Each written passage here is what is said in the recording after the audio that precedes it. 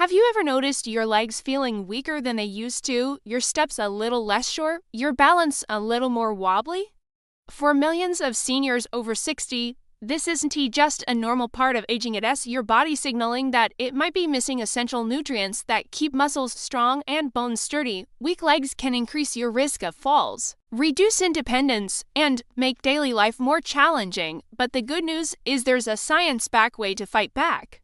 Let's talk about the 6 vitamins and nutrients that can help you regain strong, resilient legs. First, calcium is essential for keeping your bones dense and supporting every step you take. Vitamin D works hand in hand with calcium, helping your body absorb it efficiently while also supporting muscle function. Vitamin C isn't just for immunity, it strengthens connective tissue and helps maintain joint integrity. Omega-3 fatty acids reduce inflammation and support muscle recovery, keeping your legs active and pain-free. Magnesium is crucial for muscle contractions and energy production, so your legs have the power to move without fatigue. And vitamin B12 supports nerve health, ensuring your muscles respond quickly and accurately to every signal from your brain.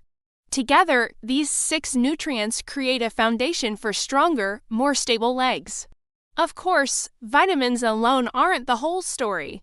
Eating balanced meals consistently, getting safe sun exposure for vitamin D, and engaging in regular strength training exercises all amplify these benefits, helping rebuild muscle mass and enhance mobility. Mindfulness, relaxation, and stress management also play a surprisingly big role, keeping your mind and body in sync as you age. By combining targeted nutrition with thoughtful lifestyle habits, you can reclaim leg strength, reduce the risk of falls, and enjoy your independence longer. Subscribe to Senior Spring today for more practical tips and expert guidance designed to keep you strong, active, and thriving after 60. Your legs and your future self will thank you.